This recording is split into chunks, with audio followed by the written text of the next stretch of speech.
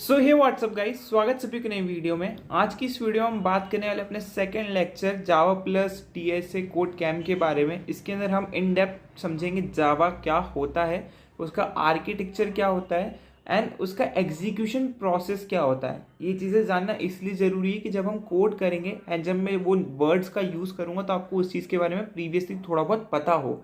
पूरा पता ना हो, थोड़ा बहुत कन्फ्यूजन होगा इस लेक्चर के अंदर, बहुत सी नई नई चीज़ों का आपके साथ इंट्रोडक्शन होगा आज। तो यार कंफ्यूज मत होना, इतना आज के आज समझ में नहीं आएगा तो भी कोई इशू की बात नहीं है। बस उसके नोट्स अच्छे से बना लेना ताकि इन फ्यूचर जब मैं उस चीज़ का यूज़ करूँ तो आप पढ़ सको बैक आके, और तब आपको वो चीज़ बहुत अच्छे से क्लियर होगी। ठीक है, सो चलो अपने लेक्चर को स्टार्ट करते हैं। पहली बार आए हो तो सब्सक्राइब कर देना, मेरे साथ अपने नोट्स को ज़रूर बनाना। आपने जो भी इस लेक्चर से लर्निंग ली है कमेंट बॉक्स में ज़रूर लिख के जाना ताकि दूसरे उसको पढ़कर अपने कुछ नए पॉइंट्स समझ सकते हैं। शायद आप उनके पॉइंट्स पढ़कर खुद के लिए भी कुछ नई चीज़ें सीख सकते हो। चलो वीडियो को स्टार्ट करते हैं। मैं आ चुका हूं अपनी कंप्यूटर स्क्रीन पे। चलते हैं नोट्स एप्लीकेशन में, एक नया नोट क्रिएट करते हैं। हमने क्रिएट कर लिया है अपना नोट। आज है लेक्चर 2। ठीक है, लेक्चर 2 में हम समझने वाले सबसे पहली चीज़ कि जावा होती क्या है। And before starting this I already covered what is programming language and what is high level language, low level language, what is code, है ना। तो ये सारी चीज़ें मैंने बहुत पहले ही कवर कर दी अपने पहले लेक्चर में, तो वाली लेक्चर को जाके चेकआउट कर लेना। वो प्री रिक्विजिट है। प्री रिक्विजिट मतलब इस लेक्चर के लिए उस चीज़ की आपको ज़रूरत पड़ने वाली है, क्योंकि काफ़ी टर्मिनोलॉजीज का मैं इसके अंदर यूज़ करने वाला हूँ प्रीवियस वीडियोज़ से। ठीक है, चलो तो जावा होती क्या है भैया। अगर कोई हमसे क्वेश्चन पूछे कि जावा होती क्या है तो हम कैसे आंसर करने वाले। ठीक है, और आपको ऐसे आंसर करना है कि जावा जो है, जावा इज हाई लेवल। अब भैया ये हाई लेवल क्या है, ऑलरेडी प्रीवियस लेक्चर में कवर कर चुका हूँ हाई लेवल लैंग्वेज क्या होती है। High level object oriented programming language. ठीक है, कंफ्यूज मत होना कि ऑब्जेक्ट ओरिएंटेड प्रोग्रामिंग लैंग्वेज क्या है। अभी मैं आगे वीडियो में आपको इसके बारे में भी डिटेल में समझाऊंगा। पहला पॉइंट तो ये हो गया। सेकंड पॉइंट क्या होगा, जावा इज प्लेटफॉर्म इंडिपेंडेंट।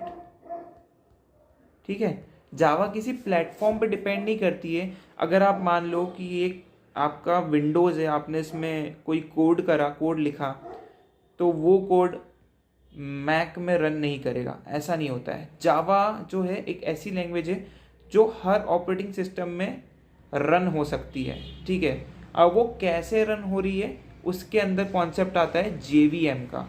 ठीक है, जावा वर्चुअल मशीन। इसके बारे में भी हम आज की वीडियो में आगे डीप में समझने वाले हैं। ठीक है, सो अभी इस चीज़ पे इतना ध्यान मत रखो, बस इतना समझ लो कि भाई प्लेटफॉर्म इंडिपेंडेंट होती है और जो भी कोड हम लिखते हैं वो किसी भी ऑपरेटिंग सिस्टम में रन हो सकता है। कैसे होगा अभी आगे फ्यूचर में, अभी इस वीडियो के अंदर हम देखने वाले हैं।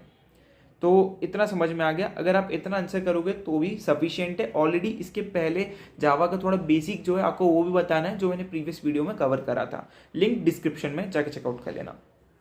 आगे समझते हैं। ठीक है, इतना समझ में आ गया कि भैया जावा होती क्या है। हाई लेवल लैंग्वेज है, high level object oriented programming language है। बट भैया what is object oriented programming language? Very good question. तो यार ऑब्जेक्ट ओरिएंटेड प्रोग्रामिंग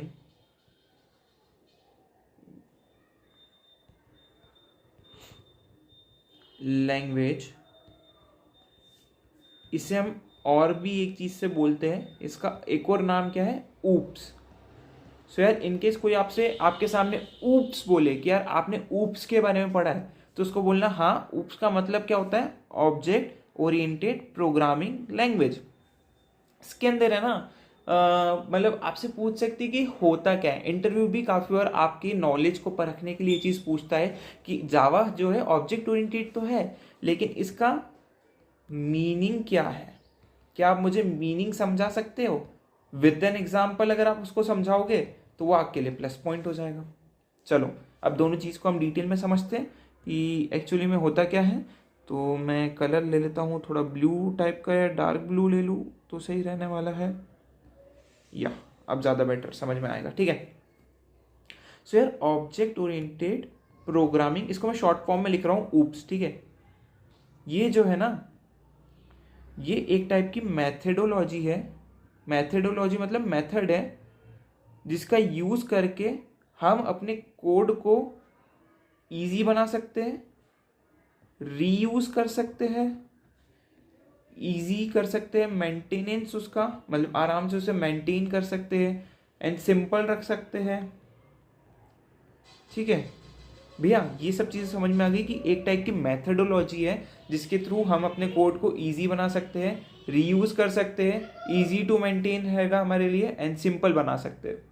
ओके, ये चीज़ तो समझ में आ गई। बट भैया एक्चुअली में इसका एक एग्जाम्पल देके अगर आप मुझे समझाओ तो थोड़ा और समझ में आएगा, ठीक है। एक एग्जाम्पल के फॉर्म में समझाता हूँ। सपोज मैंने आपको बोला कि भाई बबलू एक कोड लिखो जिसके अंदर आपको प्रिंट करना है 1 2 3 4 5 6 7 8 9 10, ठीक है। मान लो उस बबलू को पहले से जावा आती थी, उसने बोला कि ओके सर लिख देता हूँ, ये लो लिख दिया। चलो मैंने बोला वेरी गुड वेरी गुड। मैंने फिर उस बबलू को बोला यार बबलू एक काम करो, तो मैं ना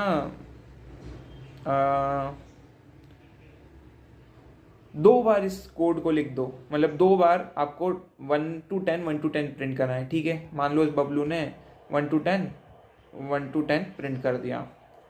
फिर मैंने उस बबलू को बोला कि यार ब्रो आप जो है ना इसको 1,00,000 बार लिख दो। वो बोलेगा कि क्या पागल है क्या?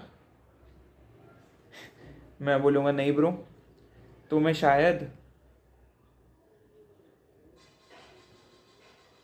ऑब्जेक्ट ओरिएंटेड प्रोग्रामिंग के बारे में नहीं पता है। वो बोलेगा भाई ये क्या है?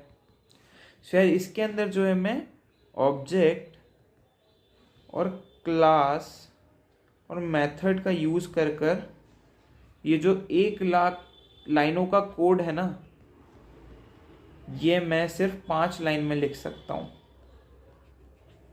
अब भैया थोड़ा बहुत तो समझ में आया कि ये 3 चीज़ों की मदद से हम जो है ये 1,00,000 लाइन का कोड 5 लाइन में कन्वर्ट कर सकते हैं। कैसे कैसे कैसे क्वेश्चन मार्क को, क्या भैया ये 3 ही है, इसके अलावा तो और कुछ नहीं है ना? इसमें और भी 3-4 नेम्स हैं जो हम आने वाले टाइम में कवर करेंगे। फिलहाल के लिए आगे वीडियो में उनके नाम आपके साथ शेयर कर दूंगा। अभी मेन आज की इस वीडियो में हमारा कॉन्सेप्ट है कि इस 3 चीज़ों को डीप में समझना है। बट अभी तक जो चीज़ मैंने समझाई कि 1,00,000 कोड को 5 लाइन में कन्वर्ट करना, उससे एक चीज़ आपके दिमाग में आनी चाहिए कि भैया ने प्रीवियसली बोला था कि ऑब्जेक्ट ओरिएंटेड प्रोग्रामिंग एक ऐसी मैथडोलॉजी है जिसके थ्रू मैं अपने कोड को ईजी बना सकता हूँ। जी हाँ, 1,00,000 लाइनों का कोड अगर 1,00,000 लाइनों का कोड अगर आपका 5 लाइन में कन्वर्ट हो जाए तो वो ईजी नहीं होगा, ठीक है। साथ ही साथ आपको बार बार सेम कोड को लिखना नहीं पड़ रहा है, आप एक ही कोड को बार बार यूज़ कर रहे हो जिसके थ्रू 1,00,000 बार वो लाइनें प्रिंट होगी, तो ये रीयूज़ नहीं हुआ, ठीक है। ईजी नहीं होगा 5 लाइन का कोड को ज़्यादा मेंटेन करना, ज़्यादा अच्छे से रखना एज़ कम्पेयर टू 1,00,000 लाइन वाला कोड को। सिंपल नहीं होगा समझने के लिए आपके कि यार क्या लिखा है भैया ने, 5 लाइन का कोड है, बहुत इजीली समझ में आ रहा है। वहीं पे मैं आपको बोलूँ कि जा भाई 1,00,000 लाइन का कोड पढ़, बता क्या हो रहा है इस कोड के अंदर। सो ये जो मैथडोलॉजी है ना, ये हमें हेल्प करती है ये सब चीज़ें कंप्लीट करने के लिए, आप बोल सकते हो अचीव करने के लिए प्रोग्रामिंग के अंदर। आई होप बहुत अच्छे से आपको ऑब्जेक्ट ओरिएंटेड प्रोग्रामिंग या मैथडोलॉजी का मतलब समझ में आया होगा। काफ़ी जगह आपको ऊप्स में ऑब्जेक्ट ओरिएंटेड पैराडिम भी सुनने को मिलेगा। सो वो इसका एक और नाम है, ठीक है। तो याद रखना, मैं अभी तक लिख के नहीं बता रहा हूँ, बट आप लिख लेना ऑब्जेक्ट ओरिएंटेड पैराडिम, एक और नाम होता है इसका। ओके, सो इतना भैया बात तो क्लियर हो गई। अब आप ये जो 3 चीज़ें आपने लिखी इसके बारे में थोड़ा डीप में समझाओ। ओके ठीक है, अभी मैंने आपको एग्जांपल दिया था कि 1,00,000 लाइन का कोड 5 लाइन में कन्वर्ट हो जाएगा। अब मैं इसको रियल लाइफ एग्जांपल से समझाता हूँ और बेटर समझ में आएगा कि यार सपोज आपके पास एक पिज़्ज़ा शॉप है, ठीक है। ये मेरा एक पिज़्ज़ा शॉप है, ठीक है। अब सबसे पहले एक पिज़्ज़ा शॉप में मान लो कि मैंने एक स्ट्रक्चर डिफाइन कर दिया, ठीक है। स्ट्रक्चर डिफाइन कर दिया कि भाई ये स्ट्रक्चर है, इसका नाम है बीटेकी, ठीक है। इसके अंदर आपको पिज़्ज़ा की टॉपिंग्स, पिज़्ज़ा का साइज़, पिज़्ज़ा का बेस, ये सारी चीज़ें यहाँ पे आपको देखने को मिल जाएगी। ठीक है, चलो पिज़्ज़ा का बेस, हाँ ठीक है, इतनी चीज़ आपको देखने को मिल जाएगी। साथ ही साथ ये मेथड्स है, मेथड्स यानी अब समझते हैं मेथड यानी स्पेसिफिक काम करना, मतलब कोई काम करना, चलना एक मेथड है, वॉक करना एक मेथड है, कुक करना एक मेथड है।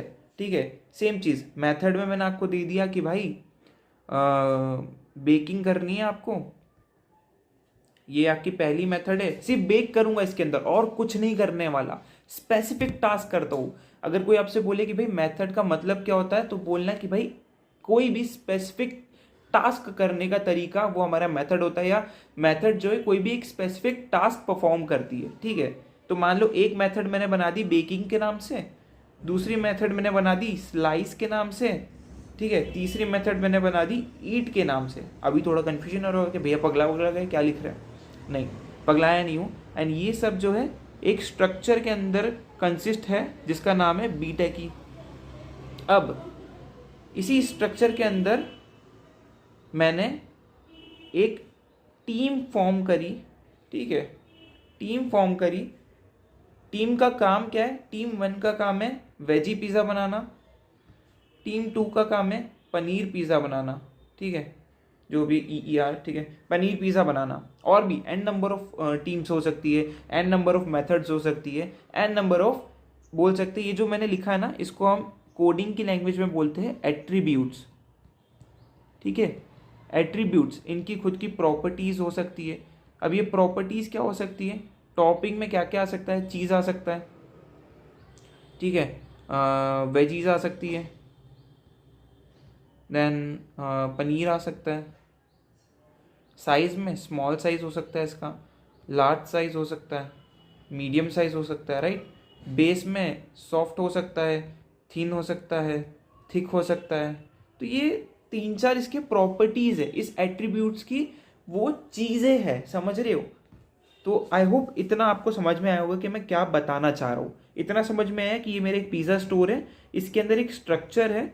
अब स्ट्रक्चर के अंदर कुछ एट्रीब्यूट्स है ना। मैं इसको ब्लू कलर से समझाता हूँ, ज़्यादा बेटरली समझ में आएगा। इसके अंदर कुछ टॉपिंग्स है, स्ट्रक्चर के अंदर कुछ एट्रीब्यूट्स है जिनका नाम है टॉपिंग्स, साइज और बेस। और स्ट्रक्चर के अंदर ही कुछ मेथड्स है जिनका काम क्या है, स्पेसिफिक टास्क परफॉर्म करना। जैसे मैं बेकिंग करूँगा, जैसे मैं स्लाइसिंग करूँगा, जैसे मैं ईटिंग करूँगा। ठीक है, सो ये मेथड्स के कुछ स्पेसिफिक टास्क है। इस मेथड का इससे कुछ लेना देना नहीं है, इससे कुछ लेना देना नहीं है, सेम एज दोनों का। ठीक है, सब अपने जगह पे अपना अपना काम कर रहे हैं, किसी का एक दूसरे से कुछ लेना देना नहीं है। बात करते हैं, टीम भी है एक मेरी। ठीक है, टीम 1 मेरा क्या काम कर रही है, टीम 1 एक वेजी पिज़्ज़ा बना रही है, टीम 2 जो है मेरी पनीर पिज़्ज़ा बना रही है। ठीक है, दोनों ही अलग अलग पिज़्ज़ाज बना रही है। अब बात करते हैं, जब मेरी टीम को पिज़्ज़ा बनाना है तो वो सिंपली जाएगी स्ट्रक्चर के पास, बोलेगी भाई मुझे इस एट्रीब्यूट की ज़रूरत है। जैसे भाई पूछेगा कौन से एट्रीब्यूट, बोलेगा कि भाई मुझे चीज़ चाहिए, मुझे पनीर चाहिए, मुझे स्मॉल बेस का साइज़ चाहिए और मुझे सॉफ्ट बेस चाहिए। ठीक है, बोलेगा हाँ मेरे पास पड़ा है, आप इनका यूज़ कर सकते हो। ठीक है भाई, टीम अपना साइज़ का सामान ले आई। ठीक है, उन्होंने एक पिज़्ज़ा रेडी करा, ये कच्चा पिज़्ज़ा है फिलहाल के लिए, उन्होंने टॉपिंग्स डाली, मान लो टॉपिंग्स डाल दी। अब टीम का काम हो गया कि भाई उनने ऊपर वाले एट्रीब्यूट से उसकी प्रॉपर्टीज़ यूज़ कर ली। अब ये जो प्रॉपर्टीज़ यूज़ करके उन्होंने पिज़्ज़ा बनाया, क्या वो कच्चा अपने कस्टमर को प्रोवाइड करेगी, नहीं। तो उन्हें कुछ स्पेसिफिक टास्क परफॉर्म करने पड़ेंगे। वो स्पेसिफिक टास्क परफॉर्म करने के लिए टीम यूज़ करेगी मेथड्स का। मेथड्स के अंदर जाएगी तो सबसे पहला काम क्या करेगी, टीम पिज़्ज़ा को बेक करेगी जिससे वो पक जाए। ठीक है, तो मान लो ये मेरा पिज़्ज़ा पक गया है, मस्त चीज़ वीज़ गर्म हो चुका है और सब्जियां पक चुकी हैं। सेकंड काम, टीम अपना सेकंड काम क्या कर रही है कि भाई स्लाइस कर रही है पिज़्ज़ा को। ये स्लाइस कर दिया मैंने अपने पिज़्ज़ा को 4 भागों में। ठीक है, अब बस कस्टमर तक उसको पहुंचाना है, और कस्टमर का स्पेसिफिक काम क्या है, उसको खाना। कस्टमर जो है, ये मान लो आप बबलू हो, आपने अपने घर में आज पिज़्ज़ा मंगाया, आपकी जीभ लपलपा रही है कि भाई खाना है आज तो पिज़्ज़ा खाएंगे। एंड इस तरीके से जो है आप जो है पिज़्ज़ा खा लोगे। अब ये जो पूरा सार मैंने आपको बताया ना, अब इसको मैं ना ब्रेक डाउन करता हूँ, अब ध्यान से समझो। तो ये जो पूरा स्ट्रक्चर है, ठीक है, अब एक नया कलर लेना पड़ेगा, इसको येलो कलर ले लेता हूँ, डार्क येलो, ठीक है। तो ये जो पूरा स्ट्रक्चर है, ठीक है, ये पूरा स्ट्रक्चर जो है ना, ये होने वाला है आपका क्लास। ये जो छोटा सा पार्ट है ना, ये होने वाला है आपका मेथड, और ये टीम वाला जो पार्ट है ये होने वाला है ऑब्जेक्ट। अब भैया बताना क्या चाहते हो, इससे थोड़ा समझ में नहीं आया, बट ये समझ में आया कि क्लास के अंदर जो है क्या क्या हो सकता है। क्लास के अंदर एट्रीब्यूट्स हो सकते हैं, ऑब्जेक्ट्स हो सकते हैं, और मेथड्स हो सकती है। वहीं पे मेथड जो है वो स्पेसिफिक काम परफॉर्म करती है, सॉरी यार इससे थोड़ा दिख नहीं रहा है, स्पेसिफिक काम परफॉर्म करती है। और ऑब्जेक्ट क्या है, रियल वर्ल्ड एंटिटी है, जैसे ह्यूमन, जो उस चीज़ को यूज़ करते हैं अपना काम करने के लिए, ठीक है, वर्क करने के लिए। जैसे अभी मैं आपको कोडिंग सिखा रहा हूँ तो आप यूट्यूब का यूज़ कर रहे हो जो एक नॉन लिविंग थिंग है, लेकिन यूज़ कौन कर रहे हो, लिविंग थिंग हो ना, ह्यूमन बींग हो, यूट्यूब का यूज़ कर रहे हो। सो आप हुए ऑब्जेक्ट, और यहाँ पे यूट्यूब हुआ क्लास, और यूट्यूब के अंदर की वीडियो हुए उसके एट्रीब्यूट्स, उसकी प्रॉपर्टीज़, ठीक है। तो ये चीज़ होती है ओवरऑल क्लास, ऑब्जेक्ट और मेथड के कॉन्सेप्ट में। अब इससे भैया क्या प्रूफ करना चाहते हो आप, इससे मैं ये प्रूफ करना चाहता हूँ कि प्रीवियसली मैंने जो आपको 1,00,000 लाइन वाला कोड वाला एग्जांपल बताया था कि भाई 1,00,000 बार आपको लिखना है इस चीज़ को, इसको जब मैं 5 लाइन के कोड में कन्वर्ट कर दूंगा तो ये कैसे हो रहा है, ये हो रहा है इस कॉन्सेप्ट की वजह से जिसका नाम है ऑब्जेक्ट, मेथड और क्लासेस, ठीक है। अब कैसे हो रहा है भैया, यार देखो, मान लो कि अभी मेरी एक नई पिज़्ज़ा शॉप खोली है, इसके अंदर मेरे पास वही एक स्ट्रक्चर है, ठीक है, स्ट्रक्चर है पिज़्ज़ा बनाने का, ये इसके अंदर टॉपिंग्स है, साइज़ है एंड बेस है। एक टीम बना दी मैंने जो वेजी पिज़्ज़ा बना रही है। तो क्या अब आप ऐसा करोगे कि आपके पास 100 पिज़्ज़ा है मेन्यू के अंदर, तो आप 100 स्ट्रक्चर क्रिएट करोगे, ये एक क्रिएट करा, ये 2 क्रिएट करा, ये 3 क्रिएट करा, और हर टीम का अपना अलग अलग स्ट्रक्चर रहेगा। ऐसा करोगे क्या, कि ऐसा करोगे कि एक ही स्ट्रक्चर बनाया जिसको 100 टीम एक्सेस कर पा रही है, ये ज़्यादा एफिशिएंट होगा या अलग अलग करना ज़्यादा एफिशिएंट होगा। एक ही जगह पे सारी चीज़ रहेगी तो उसको मैनेज करना ईजी हो जाता है, आप जल्दी जल्दी काम निपटा सकते हो। तो यही कॉन्सेप्ट है कि भाई आपका जो 1,00,000 लाइनों का कोड है उसको मैंने एक जगह पर डाल दिया कि भाई ये काम है, बस इसी को बार बार करते जाओ।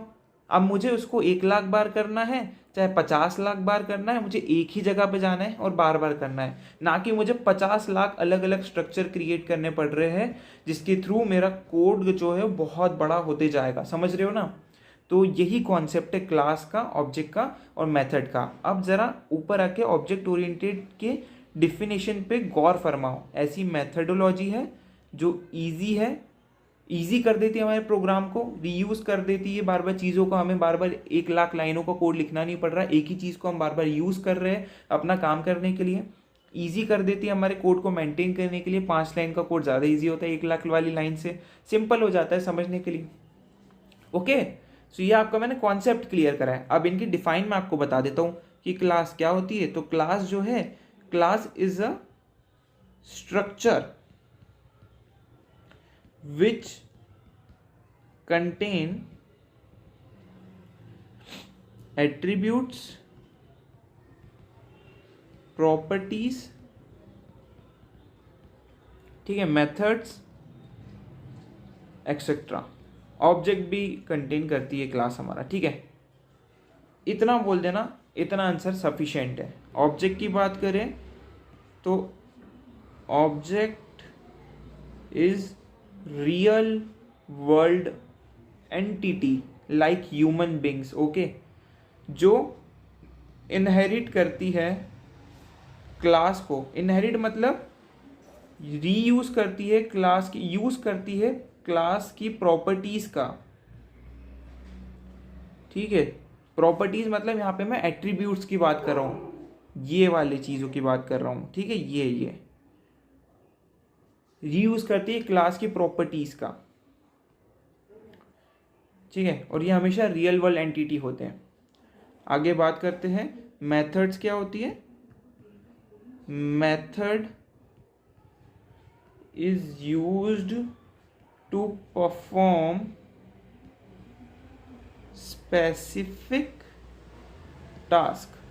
अगेन इन सबको डीप में पढ़ना पड़ेगा आपको, उसके लिए मैं आपको जो है डॉक्यूमेंट और डिफरेंट वेबसाइट्स की लिंक डिस्क्रिप्शन में दे दूंगा, जिसके थ्रू आप अपने पर्सनल और इनहेंस नोट को क्रिएट कर सकते हो, ठीक है।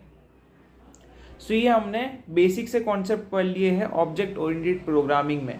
क्या भैया इतने ही कॉन्सेप्ट होते हैं ऑब्जेक्ट ओरिएंटेड प्रोग्रामिंग में? आंसर है नो। ऑब्जेक्ट ओरिएंटेड प्रोग्रामिंग में क्लास, मेथड, ऑब्जेक्ट तो होती ही है, और भी चीजें होती है जैसे abstraction,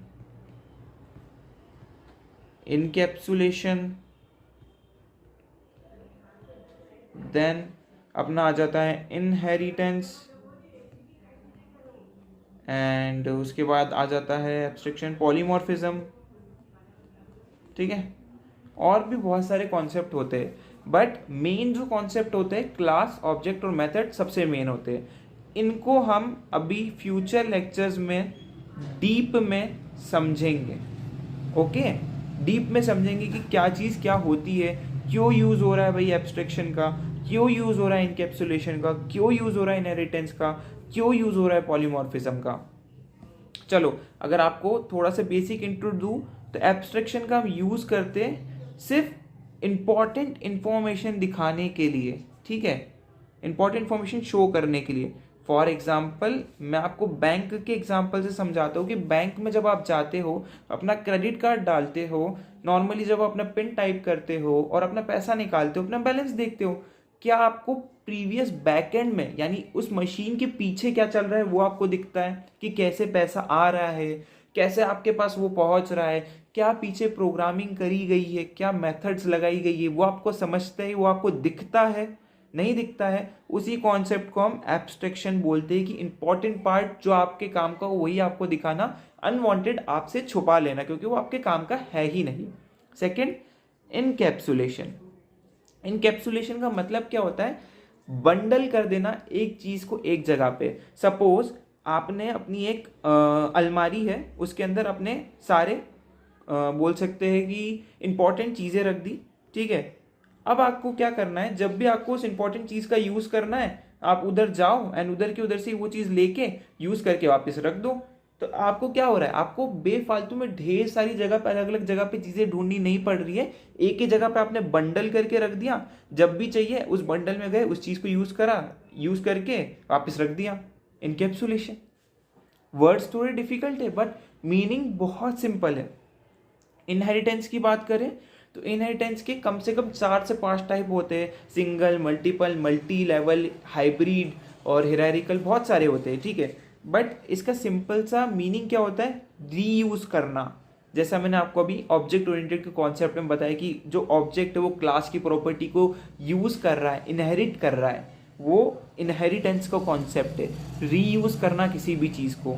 last but not the least, polymorphism, एक चीज को मल्टीपल फॉर्म में बताना, ठीक है। अब ये कैसे होगा, ये मैं आपको प्रोग्रामिंग में फ्यूचर वीडियोस में समझाऊंगा डीप में, ठीक है।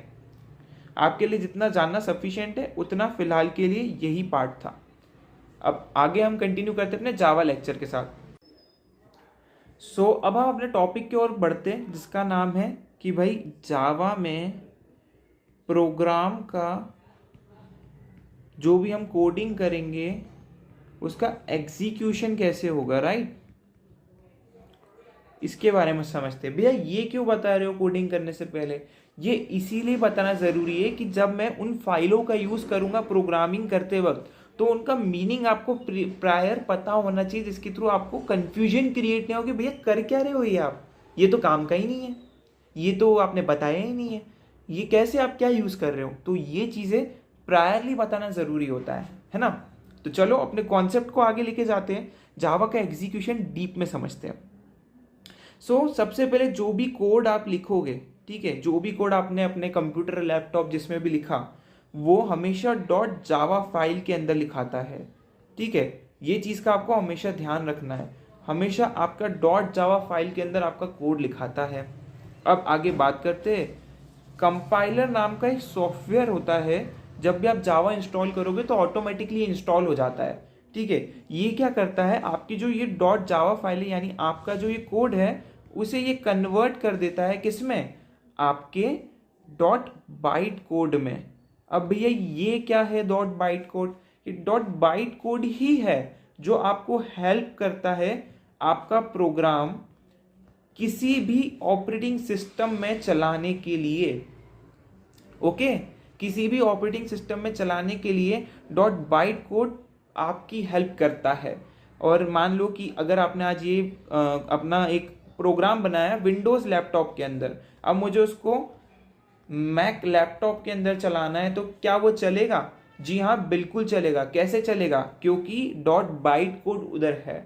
डॉट बाइट कोड हेल्प करता है हमारे जावा को प्लेटफॉर्म इंडिपेंडेंट बनाने के लिए। जैसे ही मैंने लेक्चर स्टार्ट करा था, मैंने आपको ये चीज़ बहुत क्लियरली बताई थी कि जावा जो है प्लेटफॉर्म इंडिपेंडेंट है ना। ये देखो यहाँ पे मैंने बहुत अच्छे से आपको एग्जांपल दिया था कि हम JVM का यूज़ करके डॉट बाइट कोड वाला सीन क्रिएट करते हैं। अब आगे बात करते हैं JVM कैसे हेल्प करता है और JVM है क्या, इस चीज़ के बारे में भी आगे बात करेंगे हम, डोंट वरी। ठीक है, सो ये हमें हेल्प करता है मल्टीपल OS में अपना प्रोग्राम रन करने के लिए और प्लेटफॉर्म इंडिपेंडेंसी हासिल करने के लिए। ठीक है, जैसे ये मान लो कि ठीक है भैया ये तो हेल्प कर रहा है हमारे प्लेटफॉर्म इंडिपेंडेंसी के लिए, लेकिन हमें मशीन से आउटपुट और मशीन को हमारा प्रोग्राम कैसे मिलेगा, ये कैसे पता चलेगा, क्योंकि ये तो दूसरी मशीन्स के लिए, लेकिन मेरी मशीन के लिए क्या होगा? आपकी मशीन के लिए भी आगे एक और सॉफ्टवेयर होता है इंटरप्रिटर। ठीक है, इनके बारे में आपको जानना इतना ज़रूरी नहीं है, ये आपके इतने काम का है भी नहीं। बस आपको ये डॉट बाइट कोड है, डॉट जावा फाइल है, और यहाँ पे इंटरप्रिटर ये जो है मशीन कोड में आपकी ये जो बाइट कोड है उसे कन्वर्ट कर देता है। ठीक है, मशीन कोड में। अब ये मशीन कोड क्या है? फर्स्ट लेक्चर चेक करना, मशीन कोड यानी लो लेवल कोड जो 0 और 1 के फॉर्म में ही रहता है, जो मशीन को समझ में आता है। मशीन को ये नहीं पता है कि हेलो क्या होता है, या कैरेक्टर्स क्या होते हैं, या A B to CDFG Z तक क्या होता है, 1 2 3 4 क्या होता है, नहीं। मशीन को सिर्फ समझ में आती है 0 और 1 की लैंग्वेज, और ये होती है हमारी लो लेवल लैंग्वेज LLL। ये मैंने अपने फर्स्ट लेक्चर में बहुत डीप में समझाया है, तो फर्स्ट लेक्चर चेकआउट करना, लिंक डिस्क्रिप्शन में है।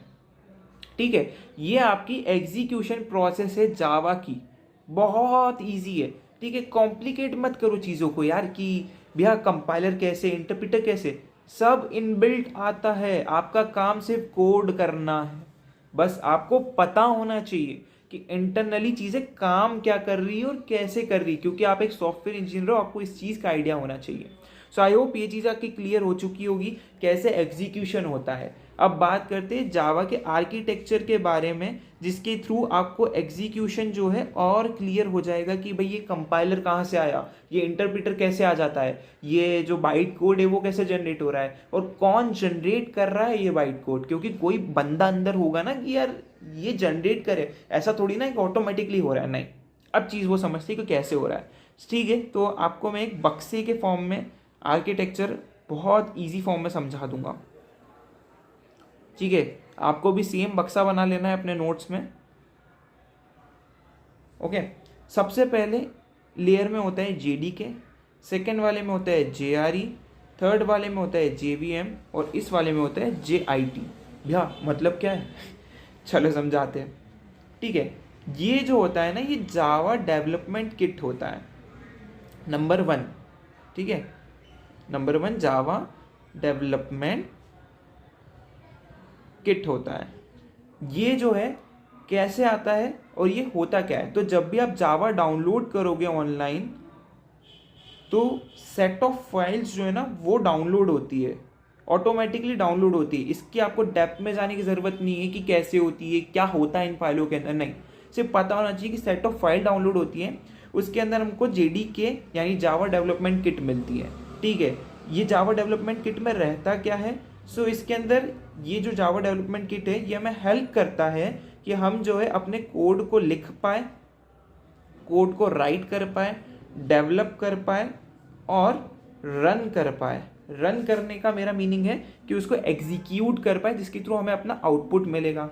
ठीक है, अब जिस हिसाब से मैंने डायग्राम बनाया है, एक चीज़ गौर से देखो कि जावा डेवलपमेंट किट के अंदर JRE भी होता है और JVM भी होता है। ठीक है, तो एक और चीज़ आप लिख सकते हो, Java development kit consist of JRE and JVM।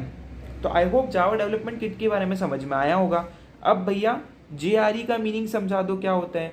JRE जो है जावा रन टाइम एनवायरनमेंट होता है। ठीक है, अभी कॉम्प्लिकेट मत करना चीज़ों को, बहुत इजी फॉर्म में समझाता हूँ। सो ये जो रन टाइम एनवायरनमेंट है ना, ये आपको हेल्प करता है आपके कोड को एग्जीक्यूट करने में। अब भैया एक क्वेश्चन मन में आ रहा है कि यार JDK भी तो सेम चीज़ कर रहा है, ये रन करने वाली। अब एक चीज़ समझो, मैंने क्या लाइन बोली, JDK के अंदर क्या आता है, JRE एंड JVM। तो JDK के अंदर JRE के फीचर्स भी तो होंगे, बट हम JRE को सेपरेटली पढ़ रहे हैं, इसलिए हम इसके अंदर कोड एग्जीक्यूशन वाला पॉइंट मैंने आपको बताया है कि आप अपना कोड को रन कर सकते हो, बट इसके अंदर आप अपने कोड को डेवलप या राइट नहीं कर सकते। ठीक है, last but not the least, last second but not the least है आपका JVM। JVM यानी जावा वर्चुअल मशीन। अब एक चीज समझो, जो हमने प्रीवियसली प्लेटफॉर्म इंडिपेंडेंसी की बात करी थी, ठीक है, इंडिपेंडेंसी की बात करी थी, वो अचीव होती है थ्रू JVM। हर मशीन जो भी जावा कोड को रन करती है, उन्हें खुद का JVM यानी जावा वर्चुअल मशीन डाउनलोड करना पड़ता है। भैया ये कैसे होता है, अगेन जावा की set of files online download करनी पड़ती है।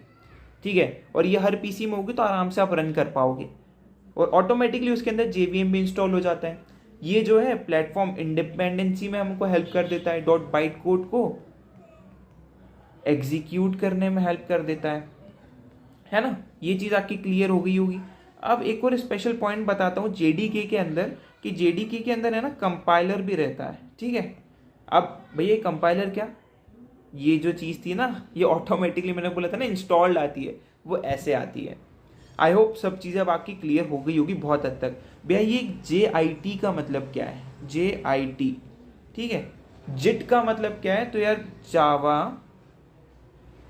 है ना, JIT जो है ना, कहाँ गया, एक सेकेंड, ओके ये ऊपर है, इसका जो है जावा इन टाइम, ओके मैं खुद ही नाम भूल गया तो मुझे नोट्स में देखना पड़ा।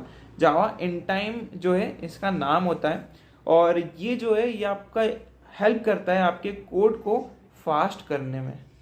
ठीक है, सिंपल सा मतलब है, इसके बारे में आपको इतनी डीप में जानने की ज़रूरत नहीं है। बस इतना समझो कि आपके कोड को फास्ट बना देता है एग्जीक्यूट करने में। एंड या that's all for our today's lecture, the and. I hope आपको ये वाला लेक्चर अच्छा लगा होगा।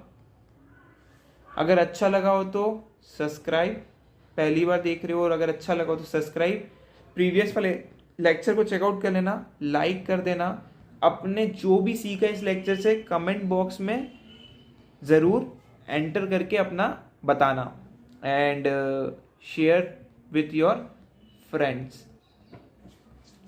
सो इस वीडियो में इतना ही, मिलते हैं अगली वीडियो में, तब तक के लिए गुड बाय।